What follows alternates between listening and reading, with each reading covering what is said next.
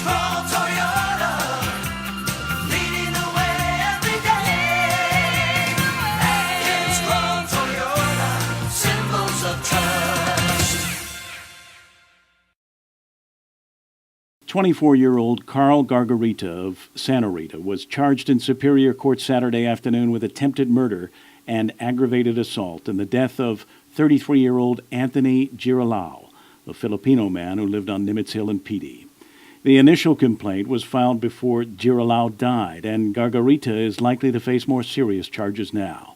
The AG spokeswoman, Carlina Charfara, is telling PNC News today that the AG is waiting on supplemental reports to be turned over before deciding whether or not to charge Gargarita with additional crimes. Medical examiner Dr. Aurelio Espinola completed the autopsy of the victim this afternoon, saying he died from asphyxiation due to what he called a hammerlock. The fight happened in the parking lot behind the K&C building, which is next to Guma Tranquilidad in Tuman. Fueled by alcohol, two men fighting over a woman. A little after 2 o'clock, our officers from the Tuman Tumuni precinct responded to a disturbance located behind G-Spot in Tuman. There were individuals there. One individual was unconscious and non-responsive, and people there were performing CPR on that individual. Another individual was attempting to leave that area. The suspect? He turned out to be the suspect.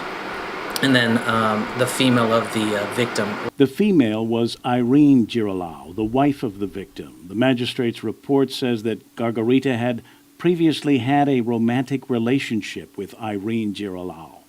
But they stopped seeing each other last December, and she went back to her husband. Then in April, they got back together again and went out drinking this past Saturday night. But they began to quarrel, and Irene called her husband, who came down, and the fight began. The victim's wife apparently made contact with the victim. He came to the location. A fight between the victim and the suspect ensued. The magistrate report says that Girolao charged Gargarita, and the two engaged in mutual combat, with each punching one another.